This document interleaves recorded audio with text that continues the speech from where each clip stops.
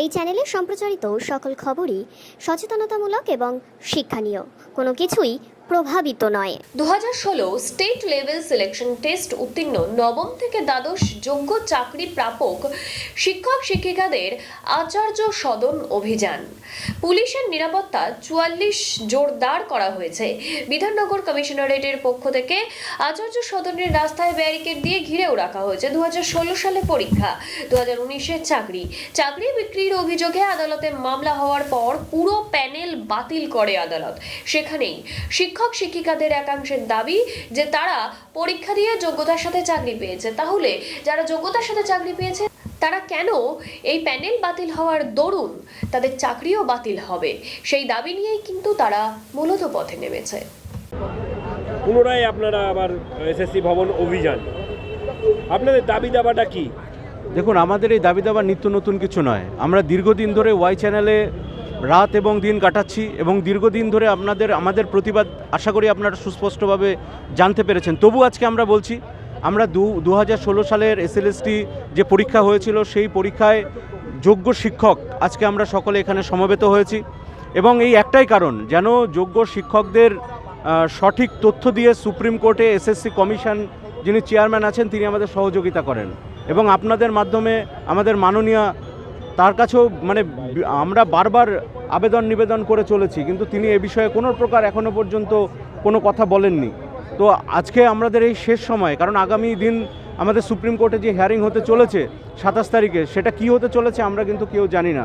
আমরা এসএসসি কমিশনের প্রতিটি পর্যায়ে পরীক্ষা দিয়ে আপনি রিটেন ইন্টারভিউ ভেরিফিকেশান একাধিকবার ভেরিফিকেশান করে আমরা কিন্তু নিযুক্ত ক্যান্ডিডেট এবং সিবিআইতে যে 17টি ধারা নিযুক্ত করা হয়েছিল যারা কিনা প্যানেলের বাইরে গেছে, আমরা কিন্তু তার আওতার মধ্যে পড়ছি না।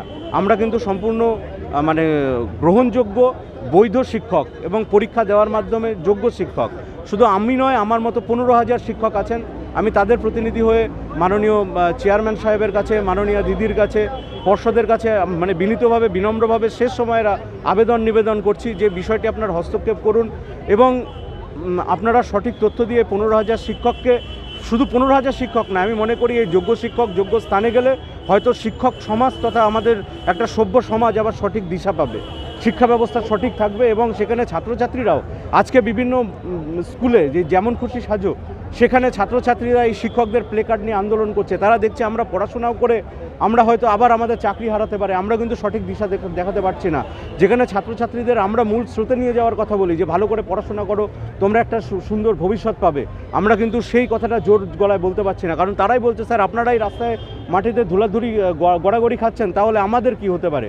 আমার মনে হয় এই ব্যবস্থাটা যদি মাননীয় দিদি দেখেন, এসএসসি চেয়ারম্যান দেখেন, পর্ষদ দেখেন, সবাই মিলে সঠিক তথ্য দেয়, সুপ্রিম কোর্টে সঠিক বিচার পায়, তাহলে নিঃসন্দেহে আমরা আবার সঠিক আলো পাবো এবং সমাজের মূল স্রোতে আমরা ফিরে আসতে পারবো। এর আগে তো আপনারা বিকাশ ভবন অভিযান করলেন, সেখানে কোনো সদুত্তর পেয়েছিলেন কি? সেখানে সদুত্তর সঠিকভাবে আমাদের ধৃতিশদা গেছিল। ধৃতিশদার কাছে তারা বলেছিল যে আমরা আশ্বস্ত, প্রতিবারই আমরা আশ্বাস পাই, কিন্তু সেই আশ্বাসের প্রতিফলন আমরা কিন্তু সুপ্রিম কোর্টে দেখতে পাই না। আমার নাম সাগর মণ্ডল, রানাঘাট নদিয়া প্রফুল্লনগর বিদ্যামন্দির, উত্তর 24 পরগনা।